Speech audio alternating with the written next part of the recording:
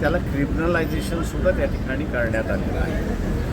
म्हणजे एका व्यक्तीला तुम्ही असं प्रिव्हेंटिव्ह डिटेन्शनखाली अरेस्ट करता आणि नंतर त्याच्यावरती असणारा क्रिमिनल ॲक्ट दाखल करता अशी असणारी परिस्थिती आहे.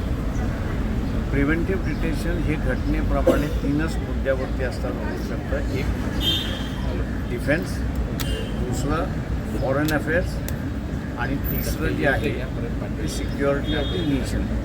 अशा ह्या 3 गोष्टींवरती डिटेन्शन होऊ शकतं. त्याचं परमिशन कॉन्स्टिट्यूशनमध्ये नाही. हा आमचा असणारा एक मुद्दा होता. दुसरा मुद्दा आमचा असणारा होता ही जी प्रिव्हेन्शन डिटेन्शन आर्टिकल जे आहे हे 1978मध्ये एमेंड करण्यात आलं आणि एमेंड केलेलं आर्टिकल राष्ट्रपतींनी त्याच्यावरती सही केली आहे हे बरोबर आहे.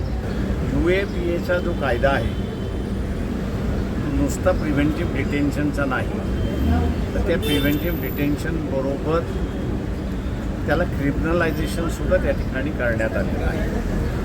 म्हणजे एका व्यक्तीला तुम्ही असं प्रिव्हेंटिव्ह डिटेन्शनखाली अरेस्ट करता आणि नंतर त्याच्यावरती असणारा क्रिमिनल ॲक्ट दाखल करता अशी असणारी परिस्थिती आहे. प्रिव्हेंटिव्ह डिटेन्शन हे घटनेप्रमाणे 3च मुद्द्यावरती असताना होऊ शकतं. एक डिफेन्स, दुसरं फॉरेन अफेअर्स आणि तिसरं जे आहे ते सिक्युरिटी ऑफ द नेशन. अशा ह्या 3 गोष्टींवरती डिटेन्शन होऊ शकतं. Detention is a civil process, it's not a criminal process. त्याच्यामुळे आम्ही असताना हा चॅलेंज केला होता की डिटेन्शनच्या नावाखाली जो कायदा करण्यात आलेला आहे तो अनकॉन्स्टिट्युशनल आहे. एकतर तो क्रिमिनल ॲक्ट म्हणून तुम्ही असताना करा, नाही तर प्युअरली डिटेन्शन म्हणून सिव्हिल साईड जी आहे त्याच्यात तुम्ही असणारं हे करा.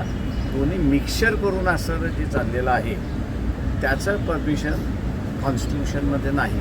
हा आमचा असणारा एक मुद्दा होता. दुसरा मुद्दा आमचा असणारा होता ही जी प्रिव्हेन्शन डिटेन्शन आर्टिकल जे आहे हे 1978मध्ये एमेंड करण्यात आलं आणि एमेंड केलेलं आर्टिकल राष्ट्रपतींनी त्याच्यावरती सही केली आहे हे बरोबर आहे. पण ते नोटिफाईड जोपर्यंत होत नाही किंवा गॅझेटमध्ये जोपर्यंत येत नाही तोपर्यंत इंटेन्शन ऑफ द गव्हर्नमेंट ते आम्ही अंमल करू, लागू करू असं त्याचा अर्थ नाही. आणि अनेक सुप्रीम कोर्टाचे जजमेंट्स आहेत, हायकोर्टाचे जजमेंट्स आहेत, जोपर्यंत कुठलाही केलेला अमेंडमेंट किंवा कायदा हा गॅझेट केला नसेल तर तो इम्प्लिमेंट करता येत नाही, होणार नाही अशी असणारे जजमेंट्स आहेत. आणि म्हणून ह्या मुद्द्यांवरती आम्ही असं सुप्रीम कोर्टामध्ये आलो. डिटेल जजमेंट येईल त्यावेळेस आम्हाला असं त्या ठिकाणी निश्चितपणे लक्षात येईल की तुमच्या मुद्द्यावरती कोर्टाने पिटिशन फेटाळलेली आहे आणि कायदेशीर आम्हाला असं दिसलं तर आम्ही ह्या मुद्द्यांवरती असं सुप्रीम कोर्टात जाणार आहोत.